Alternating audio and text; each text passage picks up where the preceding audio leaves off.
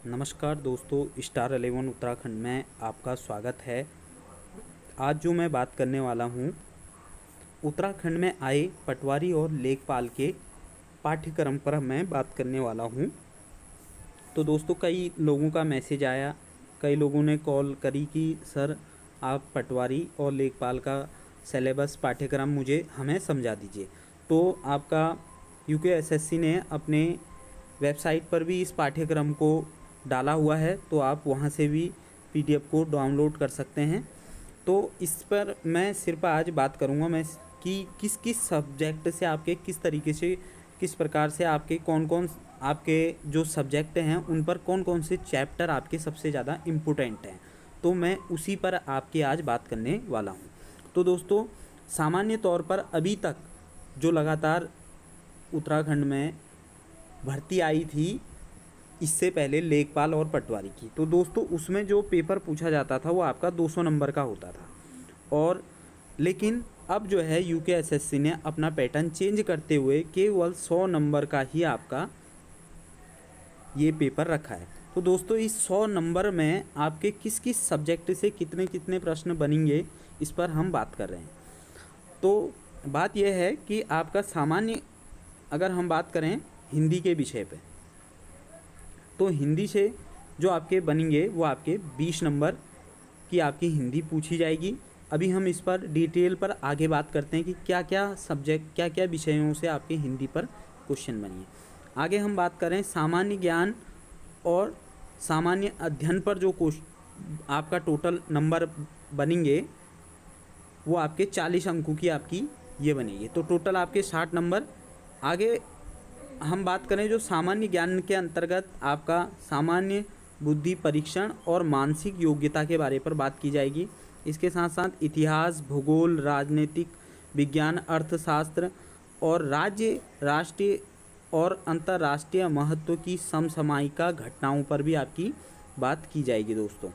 इसके साथ अगर इसके अलावा अर्थशास्त्र, कंप्यूटर से भी आपके क्वेश्चन बनेंगे।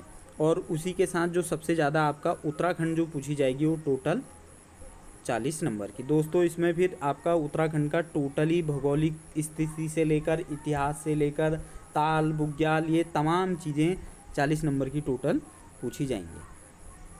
आगे अब हम इनके थोड़ा सा अंदर जाकर बात करते हैं कि क्या क्या कौन कौन से विषय आपके लिए जो हैं सबसे ज़्यादा इम्पोर्टेंट रहेंगे। तो दोस्तों, जो हिंदी में लगभग सभी चीज़ आपकी इम्पोर्टेंट है।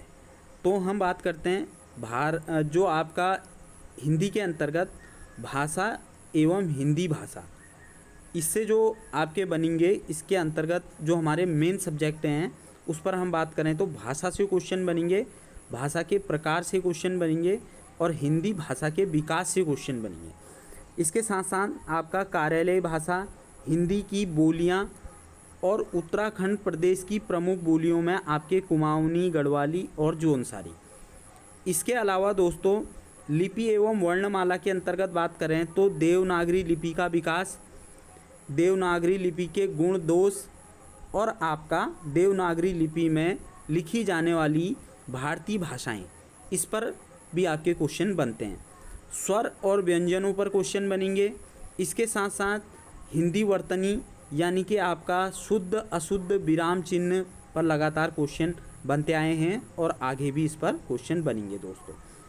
इसके बाद हम शब्द रचना के अंतर्गत बात करें, आपका वर्णमाला, वर्णों से क्वेश्चन बनेंगे। अक्षर, प्रत्यय, उपसर्ग, संज्ञा, सर्वनाम, क्रिया, पद, लिंग, वचन, पुरुष, विशेषण, अलंकार, क्रिया, विशेषण और कारक। दोस्तों, ये सभी के सभी चीज़ें बहुत ज़्यादा इंपॉर्टेंट है और हर एक सब्जेक्ट से एक एक क्वेश्चन जरूर बनता है। शब्द के अंतर्गत बात करें शब्द भंडार में तो तत्सम, तद्भव, देशज, विदेशत, आगत, ये सभी। इसके साथ साथ आपका एकार्थी, अनेकार्थी, विपरार्थी, विलोम शब्द, समानार्थी, ये तमाम चीज़ें और साथ साथ पर्यायवाची। संधियों में अगर हम बात करें स्वर संधि, दीर्घ संधि, गुण संधि, वृद्धि संधि, यण संधि। दोस्तों, ध्यान रखिएगा कि विसर्ग संधि इसके अंतर्गत शामिल नहीं है, तो आपको ध्यान रखना है कि विसर्ग संधि नहीं पढ़नी है, लेकिन जो अपने ज्ञान के लिए पढ़ना चाहता है तो वो पढ़ सकता है। और इसके साथ साथ अगर हम बात करें वाक्य परिचय में, तो वाक्य का आशय, परिभाषा, वाक्य के प्रकार। दोस्तों ये बहुत इंपॉर्टेंट है ये वाला चैप्टर, इसमें से हमेशा ही क्वेश्चन बनते हैं। वाक्य के प्रकार, वाक्य भेद, इनसे क्वेश्चन बनते हैं। वाक्य की शुद्धता।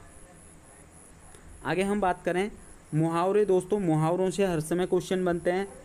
अगर पत्र लेखन की बात करें, टिप्पणी, प्रारूप, विज्ञप्ति, सरकारी, अर्ध सरकारी, ये तमाम चीज़ों से क्वेश्चन। जनसंचार के अंतर्गत अगर हम बात करें मीडिया से, और आपका समाचार पत्र, पत्रिकाएं, रेडियो, टेलीविज़न, दूरदर्शन, इनसे लगातार सोशल हिंदी मीडिया से क्वेश्चन बनते हुए आए हैं। इसके साथ साथ हिंदी, कंप्यूटरिंग, इससे भी लगातार क्वेश्चन बने हुए हैं।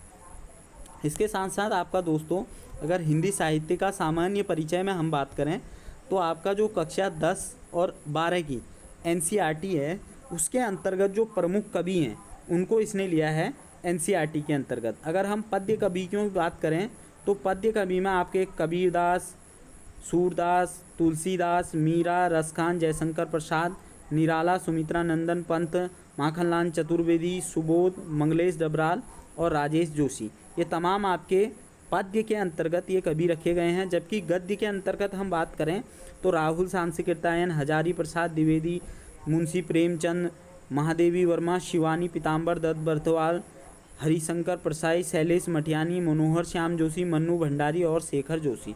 तो दोस्तों ये ही आपके जो प्रमुख कवि हैं, इन्हीं के रचनाओं से ही लगातार पेपर में ये इनके द्वारा जो लिखी गई प्रमुख रचनाएं हैं, कहानी हैं, इनसे ही क्वेश्चन बनते हुए आए हैं।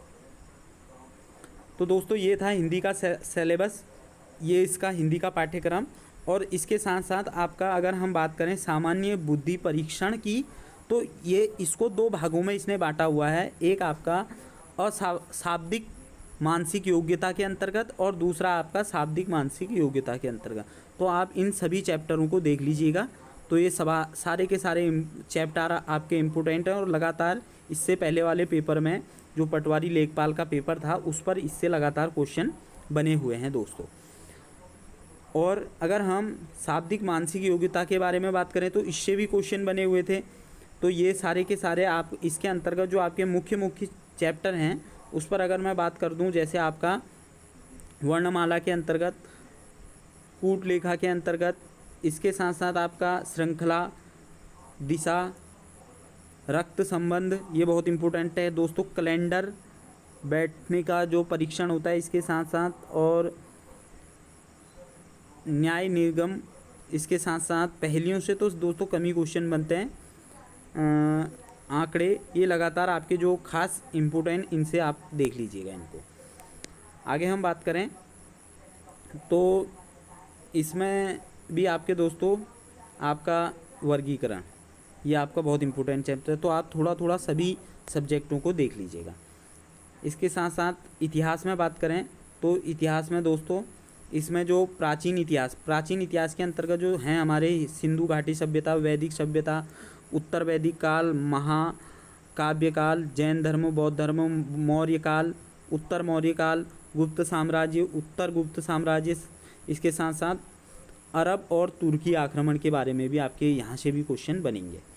इसके साथ अगर हम मध्यकाल के अंतर्गत बात करें, तो मध्यकाल में दिल्ली सल्तनत, इसके साथ साथ आपका भक्ति आंदोलन और सूफी आंदोलन, ब्राह्मणी साम्राज्य, मराठा सिख, और आधुनिक बार के अंतर्गत बात करें तो यूरोपीय कंपनियों का भारत में आगमन, इस पर क्वेश्चन बनते हैं। ब्रिटिश ईस्ट कंपनी का आगमन, इस पर क्वेश्चन बनते हैं। और इसके साथ साथ दोस्तों आपका ब्रिटिश शासन पर भी 1858 से लेकर 1947 तक के बीच में जो घटनाएं हुई थी, इन पर लगातार क्वेश्चन बनते हुए आए हैं और आगे भी बनेंगे। इसके साथ साथ अगर हम बात करें भारत में राष्ट्रवाद का विकास और प्रथम विश्व युद्ध, राष्ट्रीय आंदोलन, तो इस पर भी आप लगातार देख लीजिए। और गांधी जी के बारे में और उनके जो तमाम क्वेश्चन ये सब्जेक्ट हमारे दिए हुए हैं, इनको आप ज़रूर गौर करिएगा। तो इनको आप देख लेना, ये बहुत ज़्यादा इम्पोर्टेंट है, इनसे भी आपके क्वेश्चन बने हैं।